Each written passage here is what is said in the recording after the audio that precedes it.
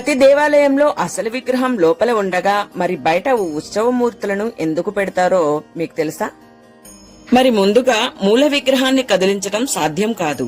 అంతేకాకుండా మూల విగ్రహం పురాతనంగా సున్నితంగా ఉంటుంది. తరచూ కదిలిస్తే దెబ్బతినే అవకాశం కూడా ఉంటుంది. అందుకే మూల విగ్రహాన్ని బయటకు తీసుకురాకుండా రక్షిస్తారు. మరి అంతేకాకుండా మూల విరాట్ పవిత్రతను కాపాడటానికి గర్భగుడిలో ఉన్న మూల విగ్రహం చాలా పవిత్రంగా భావిస్తారు. దీనికి ప్రతిరోజు నియమిత పూజలు, అభిషేకాలు జరుపుతారు. మరి హిందూ ఆలయాల్లో అగమ శాస్త్రం ప్రకారం మూల విరాట్ స్థిరంగా ఉండాలి, ఉత్సవమూర్తి చలనశీలంగా ఉండాలి అని స్పష్టంగా చెప్పబడింది. మరి ప్రతి భక్తుడు గుడిలోకి వెళ్లలేడు లేదా దగ్గరగా చూడలేడు. అందుకే ఉత్సవమూర్తిని బయటకు తీసుకొచ్చి ఊరేగింపు చేస్తారు. ఇలా దేవుడు భక్తులకు దగ్గరగా వచ్చినట్టు భావిస్తారు.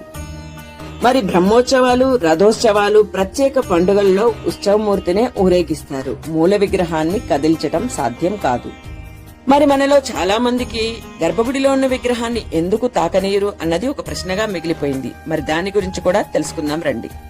ప్రతి దేవాలయంలో గర్భగుడిలో ఉన్న విగ్రహంకి ఒక దైవిక శక్తి స్థిరంగా ఉంటుందని, ఎవరు పడితే వాళ్ళు ముట్టుకుంటే ఆ శక్తి తగ్గిపోతుందని నమ్మకం.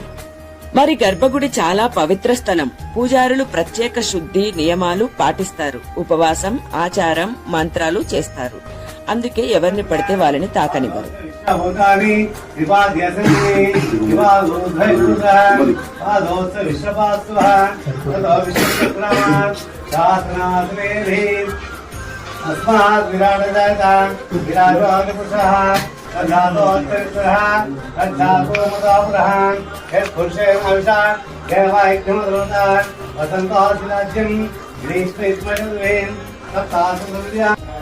పూజలు చేయడానికి ప్రత్యక్షంగా శిక్షణ పొందిన వారిని పూజారి అంటారు. వారు మాత్రమే దేవుణ్ణి స్మరిస్తారు, అభిషేకం, అలంకారం చేస్తారు. చాలా మంది తెలియని వాళ్ళు విగ్రహాలకు పూజలు ఎందుకు చేస్తున్నారు అని అనుకుంటారు. దాని గురించి కూడా వివరిస్తాను రండి. ఇలా తయారు చేసిన విగ్రహానికి ప్రాణప్రతిష్ఠ చేస్తారండి. ప్రాణప్రతిష్ఠ అంటే దేవాలయంలో విగ్రహాన్ని కేవలం రాయి, లోహంగా కాకుండా దానిలో దైవశక్తిని ఆహ్వానించి జీవం పోయడాన్నే ప్రాణప్రతిష్ఠ అంటారండి. మరి ఈ ప్రాణప్రతిష్ఠ సమయంలో పూజారులు వేద మంత్రాలతో ప్రత్యేక పూజలు చేస్తారండి. ఇందులో ముఖ్యంగా మంత్రోచ్చారణలు, వేద మంత్రాలతో, హోమాలు, యజ్ఞాలతో, న్యాసం, ధ్యానం, కళ్ళు తెరవటం.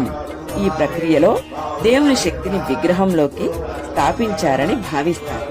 మరి ఇవన్నీ ఎందుకు చేస్తారని మీలో చాలా మందికి డౌట్ వచ్చి ఉండొచ్చు. అది కూడా చెప్తానండి.